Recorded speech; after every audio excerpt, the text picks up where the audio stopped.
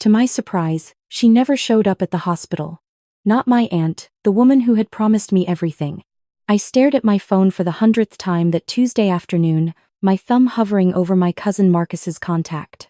The hospital room felt smaller with each passing hour, the sterile white walls closing in as machines beeped rhythmically around me. 3 days since the surgery. 3 days since I'd left 17 voicemails. 3 days of silence. Still nothing. The nurse asked as she checked my vitals, her voice gentle but knowing. She'd seen me checking my phone obsessively since I'd regained consciousness. I shook my head, fighting back the burning sensation behind my eyes. My family knows I'm here. I guess they're busy. She squeezed my shoulder with the kind of pity that made everything worse. I didn't want pity. I wanted answers. Let me back up. 3 weeks ago, my life was exactly where I'd built it to be. I'd spent 15 years climbing from junior assistant to senior developer at Harrison & Associates, Seattle's third largest real estate development firm. Not glamorous maybe, but stable, safe. Mine. Then Aunt Vivian died. I got the call on a Friday evening just as I was leaving the office. Marcus, her only son, his voice cracking through the phone. Mom's gone, Tori. Heart attack. She went peacefully. I dropped everything. Vivian had been more than an aunt. She'd practically raised me after my parents died when I was 12. While Marcus went off to boarding school and later Harvard, I stayed with Vivian in her Portland brownstone, working my way through community college and learning that family wasn't just about blood. It was about who showed up. The funeral was small, tasteful, everything Vivian would have wanted. Marcus played the grieving son perfectly, accepting condolences with red-rimmed eyes and a trembling voice. I stood beside him, numb, trying to process that the woman who'd taught me to balance a checkbook and negotiate my first salary was really gone. There's the will reading next week, Marcus had said afterward, gripping my hand. Mom left instructions. Very specific instructions. I nodded, not really caring about money. Vivian had lived comfortably but not lavishly. I assumed she'd split whatever she had between us. Maybe leave her book collection to the library. Her jewelry to charity. I was wrong. The entirety of my estate, valued at approximately $6.5 million, I leave to my beloved niece, Victoria Marie Hayes. The lawyer's words hung in the air of that oak-paneled office. I felt my blood pressure drop. 6.5 million? Vivian had been a retired librarian. How? The investments, the lawyer continued, noticing my shock. Mrs. Hayes was quite savvy with her retirement portfolio.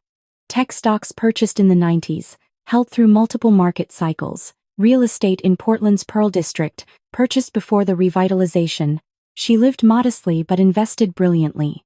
I turned to Marcus, expecting. I don't know. Anger? Confusion? Instead, his face was perfectly composed. Too composed. Congratulations, cousin, he said, his smile not quite reaching his eyes. Mom always did favor you. Something in his tone made my skin prickle, but I pushed it aside. Grief did strange things to people. Marcus, this doesn't seem right. We should split. The will is clear, the lawyer interrupted. Mrs. Hayes left a personal letter for you, Miss Hayes. To be opened privately. I took the cream envelope with shaking hands, Vivian's elegant script spelling out my name. I waited until I was alone in my hotel room to open it. My dearest Tori, if you're reading this, I'm gone, and you're probably confused about the money. Let me explain. When you came to live with me at 12, you were broken. Your parents' accident had shattered you. I watched you rebuild yourself piece by piece, never asking for handouts, never taking the easy road. You worked for everything. Marcus is my son, and I love him. But I've also watched him squander every opportunity, every dollar I've given him. 3 failed businesses, 2 bankruptcies I've quietly covered, countless investment opportunities that were really just excuses to avoid real work. This money is for you because I know you'll use it wisely. Build something, create something, live the life you've earned. One more thing. And this is important. I've recently learned something about your past, something that might change your future. Check the safety deposit box at Portland First National. Box 847. The key is taped under the bottom of my jewelry box. All my love, Vivian. I read it 3 times, my mind racing. Something about my past? The only past I had was the car accident that killed my parents. What could Vivian have learned? I decided to drive to Portland that weekend to check the safety deposit box. Seattle to Portland was usually a 3-hour drive, easy enough to do in a day. I'd grab whatever was in the box, maybe spend the night sorting through Vivian's house, then drive back Sunday. I made it 45 minutes before everything went wrong. The pain hit suddenly, a vice grip around my chest that made me gasp. My vision blurred. The steering wheel seemed to slip through my suddenly numb fingers. I managed to pull onto the shoulder of I-5, hazard lights on, before everything went dark. I woke up to fluorescent lights and the steady beep of monitors. A doctor with kind eyes and graying temples leaned over me. "Miss Hayes, you're at Olympia Regional Medical Center. You had a cardiac event. A small myocardial infarction, what most people call a mild heart attack." "I'm 37, I whispered, my throat raw. "It happens," he said gently. "Stress, genetics, sometimes just bad luck. We've stabilized you, but we need to keep you for observation. Do you have family we can call?" I gave them Marcus's number. My cousin, the only family I had left. That was 3 days ago. Now, lying in this hospital bed with my phone mocking me with its silence, I was beginning to understand. The inheritance. The letter. Vivian's warning about Marcus. "Still nothing from your cousin?" Dr. Patterson asked during evening rounds. "He's probably busy handling Aunt Vivian's affairs," I said. But even I didn't believe it anymore. That night, I did something I wasn't proud of. I created a fake Facebook account and searched for Marcus Hayes. His page was public, updated regularly. And there, posted just 6 hours ago, was a photo that made my blood run cold. Marcus, standing in front of Portland First National Bank, grinning at the camera. The caption read, "Handling family business. Mom would be proud. Number blessed number family number. New beginnings." My hands shook as I scrolled through his recent posts.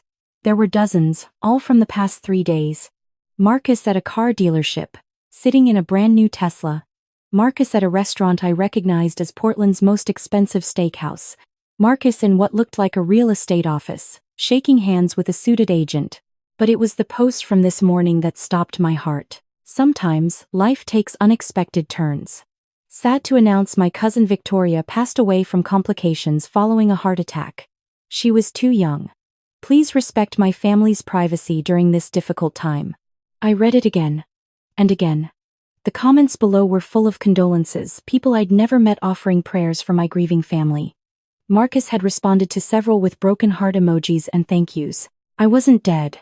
I was right here, alive, 45 miles away. But Marcus had told the world I was gone. Why?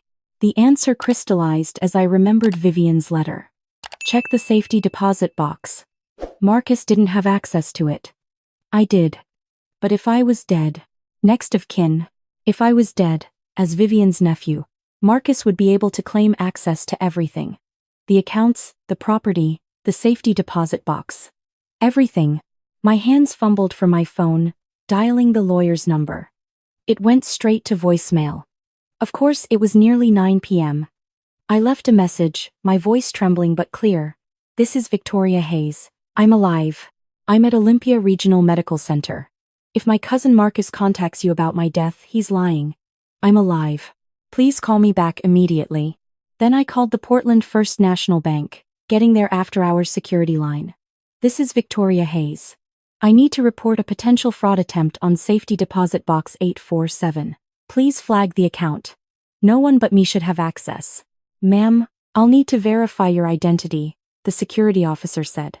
I spent 20 minutes answering security questions, providing my social security number, my mother's maiden name, the address where I'd lived at age 12. Finally, the officer confirmed, "The box is flagged. No access without your physical presence and 2 forms of ID." I hung up, adrenaline making my hands shake. Then I did something that surprised even myself. I called the police. "Olympia Police Department, how can I help you? I need to report identity fraud. Someone has publicly announced my death while I'm alive and I believe they're attempting to steal my inheritance." They sent an officer within the hour. Officer Jennifer Chen was young, thorough, and skeptical until I showed her Marcus's Facebook posts alongside my hospital wristband and driver's license. "This is unusual," she admitted, photographing the evidence with her phone. We'll need to coordinate with Portland PD since that's where the alleged fraud is occurring. Can you think of any reason why your cousin would do this? I explained about the inheritance, about Vivian's letter, about the safety deposit box I'd never reached. Officer Chen nodded slowly. Miss Hayes, I'm going to be honest. Until he actually attempts to access your accounts or commit tangible fraud, this is murky legal territory. Lying on social media isn't technically illegal, but I'll file a report and alert Portland PD. In the meantime, I'd recommend getting legal representation immediately. After she left, I lay awake in the darkness, my mind spinning. Marcus had always been charming, persuasive.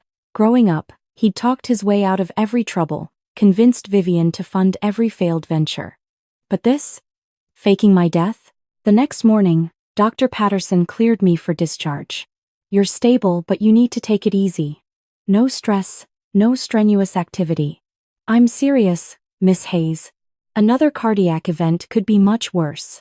I nodded, but my mind was already racing. I needed to get to Portland. I needed to access that safety deposit box before Marcus figured out I was alive. I took an Uber home to Seattle, packed an overnight bag, and then, against every medical recommendation, I got back in my car and started driving. This time, I took it slow, windows down, classical music playing softly. Every 50 miles, I pulled over to rest. Portland appeared through morning mist like a city from a dream. I drove straight to Portland First National, walking through the marble lobby on shaking legs. I need to access my safety deposit box, I told the banker, sliding my driver's license and the key I'd retrieved from Vivian's jewelry box across the desk. She typed on her computer, then frowned. Miss Hayes, I show a flag on this account. Yes, I placed it. I'm Victoria Hayes. These are my identification documents. She studied my ID carefully, then smiled. Of course. Let me verify with my manager. Just a precaution. 5 minutes later, I was being escorted to the vault. The safety deposit box was smaller than I expected, brushed steel and cool to the touch. The banker left me in a private viewing room. My hands shook as I lifted the lid. Inside were 3 items, a manila folder, a velvet jewelry box, and a USB drive. I opened the folder first. Inside were official-looking documents, pages of legal text that made my pulse quicken. Adoption records. Sealed adoption records from 24 years ago. Birth mother, Victoria Marie Hayes. Age at birth, 13. I stopped breathing. 13. I'd had a baby at 13? That was impossible. I would remember, and then I did remember. Not clearly, not fully, but in fragments. The summer I turned 13, just before the car accident. I'd been sick. So sick. Aunt Vivian had taken me to the doctor repeatedly. There had been a hospital stay. Surgery, they'd said. Emergency appendectomy. Except that wasn't what it had been, was it? My hands trembled as I read further. The baby had been born premature, at 28 weeks. A girl.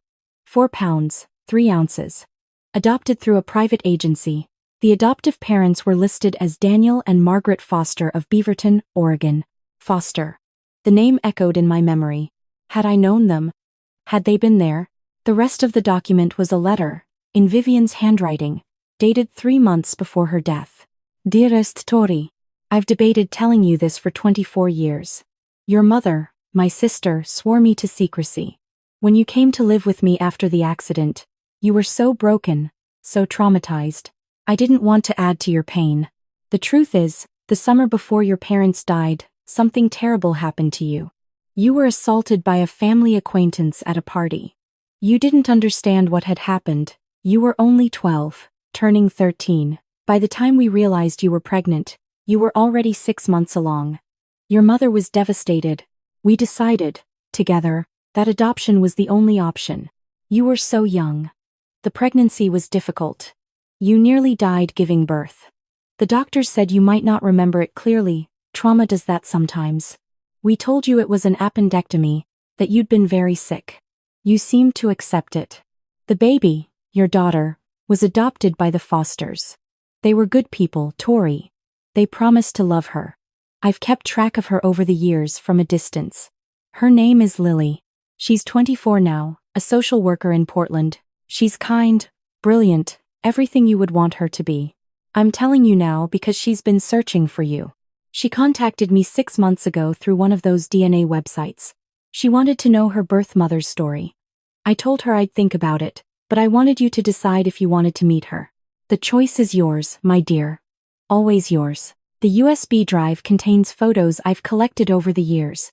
The jewelry box holds the only thing you kept from the hospital, a bracelet she wore for her first day. You asked to keep it, even when we told you the appendectomy story.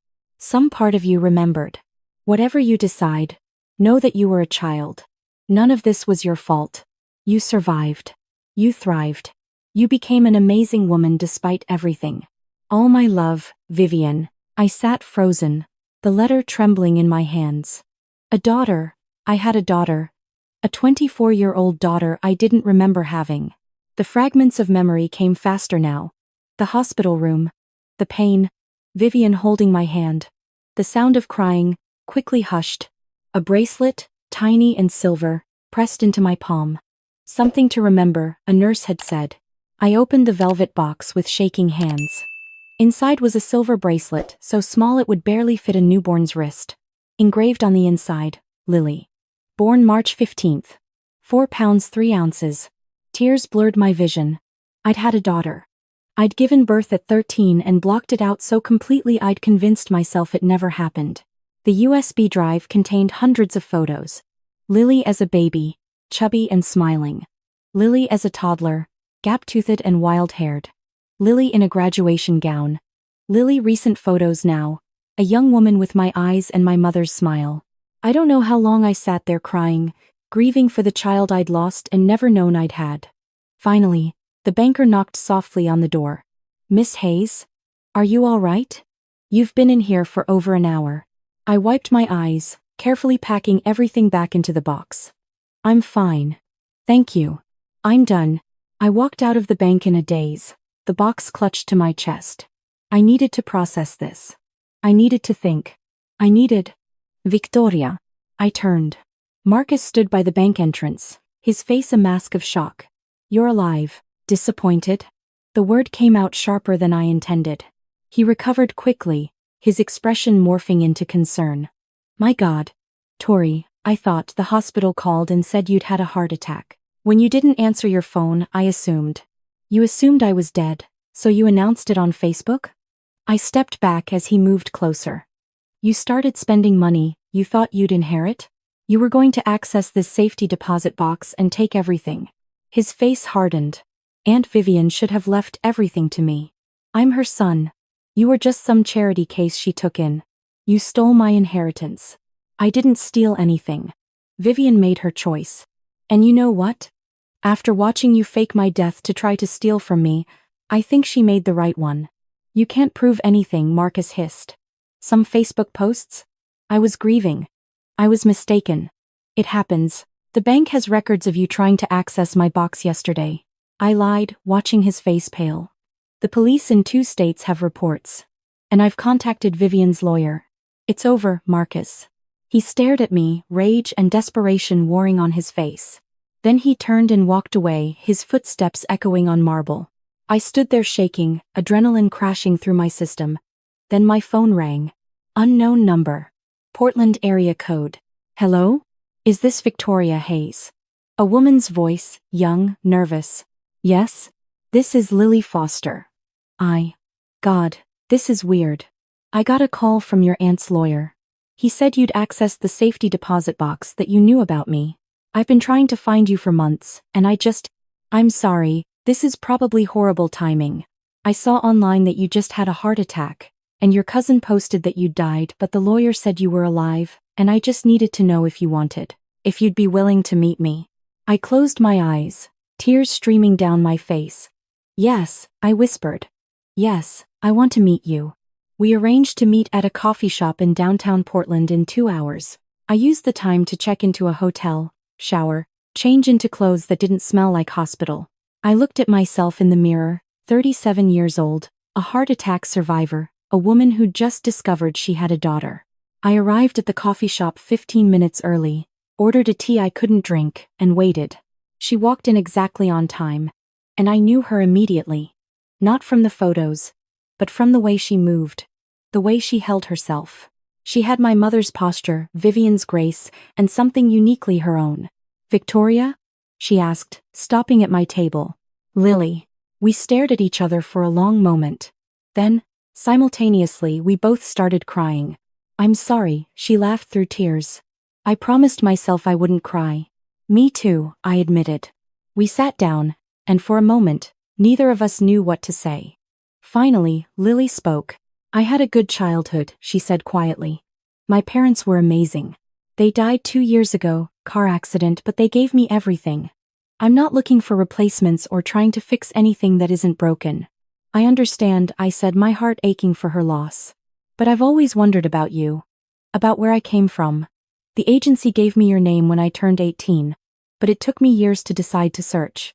And then Vivian contacted me back, and she told me you didn't remember. That you'd been so young." "I was 13, I said softly. "I was assaulted. I blocked it out. Until today, I genuinely didn't remember having you." Lily reached across the table and took my hand. "I know," Vivian explained. "None of this is your fault." We talked for 3 hours. She told me about her life, her work as a social worker helping teen mothers. The irony wasn't lost on either of us. She told me about her parents, her friends, her dreams. I told her about my life, about Vivian, about the inheritance and Marcus's betrayal. "Wait," she said. "When I got to the part about Marcus faking my death." "He did what?" I showed her the Facebook posts, now deleted but screenshotted by Officer Chen. Lily's expression hardened. "That's fraud. That's criminal. The police are investigating, but apparently it's complicated. He hasn't actually stolen anything yet." "Yet," Lily repeated. She pulled out her phone, typing rapidly. "I have a friend who's a lawyer. Specializes in estate law and fraud cases. I'm texting her now." "Lily, you don't have to. You're my birth mother," she said firmly. "I just found you. I'm not letting some greedy cousin steal from you." Her lawyer friend, Amanda Chen, coincidentally Officer Chen's sister, agreed to meet with us that afternoon. By evening, we had a plan. Amanda filed for a restraining order against Marcus, citing his attempted fraud and harassment. She also contacted Vivian's lawyer and the bank, documenting everything. But the real coup came when Amanda discovered that Marcus had actually tried to access my bank account 2 days ago, using a forged death certificate. "That's identity theft, fraud, and forgery," Amanda said, her smile sharp. "That's federal. I'm contacting the FBI." The next few weeks were a blur of legal proceedings, police interviews, and depositions. Marcus was arrested trying to board a flight to the Cayman Islands with $200,000 he'd managed to extract from one of Vivian's accounts using forged documents. The FBI found evidence of a broader scheme. Marcus had been planning this for months, possibly even before Vivian's death. Through it all, Lily was there. We'd meet for coffee, go for walks, slowly learning each other's rhythms. She was patient with my health restrictions, making sure I rested, reminding me to take my medications. I was careful with her boundaries, never pushing, never assuming. "This is weird, right?" she asked one afternoon, as we sat by the Willamette River. "Getting to know your birth mother as an adult?" "Completely weird," I agreed. "But good weird?" "Good weird," she confirmed. 3 months after that terrible hospital stay, I stood in a courtroom and watched Marcus get sentenced to 8 years for fraud, forgery, and attempted identity theft. He stared at me across the courtroom, his face twisted with hatred. "You took everything from me," he hissed as officers led him away. "No," I said quietly. "You took it from yourself." Afterward, Lily and I walked to Vivian's grave. I'd had it cleaned, added flowers every week. We sat on the grass beside her headstone. "She would have loved this," Lily said, placing her own bouquet of lilies, her namesake. "You two reuniting. She made it possible," I said, touching the cold marble. Even from beyond the grave, she was looking out for me. "For both of us," Lily corrected. "She kept track of me all those years. She made sure I was okay. She gave you the choice to find me." I thought about the inheritance, the $6.5 million that had caused such chaos. After legal fees and settling some of Vivian's remaining debts, there was still nearly $6 million left. "I've been thinking," I said to Lily, "about the money." She tensed slightly. "Tori, I don't want." "Let me finish," I interrupted gently. I want to start a foundation for young mothers, especially assault survivors. Counseling, financial support, legal aid. Everything I didn't have at 13. Everything your adoptive parents gave you. I want other girls to have that choice. That support. Lily was quiet for a long moment. Then she smiled, tears glistening in her eyes. Can I help? With the foundation? I was hoping you'd run it with me, I admitted. If you want. No pressure. But you're a social worker, you understand this world. And I think we'd make a good team. She hugged me, tight and fierce. I'd love that. 6 months later, the Vivian Hayes Foundation for Young Mothers opened its doors in downtown Portland. Lily ran the day-to-day operations while I handled the business side, using my real estate development experience to create sustainable funding models. We helped our first client, a 15-year-old girl who'd been assaulted by a teacher, navigate the legal system, get counseling, and make an informed choice about her pregnancy. Watching Lily sit with her, patient and kind, I saw glimpses of the woman who'd raised her. Good people, leaving good legacies. I never did return to my job in Seattle. Instead, I moved to Portland, bought a small house near Lily's apartment. We have dinner together twice a week, sometimes more. She calls me Tori, not Mom. That title belongs to the woman who raised her. But on my birthday, she gave me a bracelet, silver and delicate, engraved inside, to Tori, who gave me life twice. Love, Lily. Sometimes I think about Marcus rotting in federal prison. Sometimes I wonder if Vivian knew what chain of events she'd set in motion with that letter, that safety deposit box. Mostly, though, I think about the woman at our foundation's ribbon cutting last month. She was 17, scared, clutching her 3-month-old baby. I don't know what to do, she'd whispered to Lily. Everyone says I should give him up, but I don't want to. But I can't afford to keep him. Lily had taken her hand. You have options. We'll help you explore all of them. Whatever you choose, we'll support you. The girl had looked at me then. You understand? What this is like? I'd nodded, touching the bracelet on my wrist. Yes. I understand. That night, I dreamed of Vivian. She was standing in her library, surrounded by books, smiling. You did good, Tori, she'd said. You took something terrible and made it beautiful. I'd woken with tears on my cheeks but peace in my heart. The worst roads do lead to the best destinations. It just takes courage to keep walking, even when you can't see where you're going. Even when your own family betrays you. Even when you discover truths that shatter everything you thought you knew. 24 years ago, I gave birth to a daughter I wouldn't remember. Last year, I inherited a fortune that revealed her existence. Yesterday, we helped our 50th client find her path forward. Today, Lily called me just to say hello, to tell me about her morning, to ask if I wanted to grab lunch. I love you, Tori, she said before hanging up. And I said what I say every time now, the words I never thought I'd get to speak. I love you too, Lily. Marcus wanted to steal my inheritance. Instead, he gave me the push I needed to claim my real treasure, the daughter I'd lost, found again through the wisdom of an aunt who loved us both enough to give us this chance. Sometimes, the cruelest betrayals lead to the most beautiful redemptions. You just have to survive long enough to see it.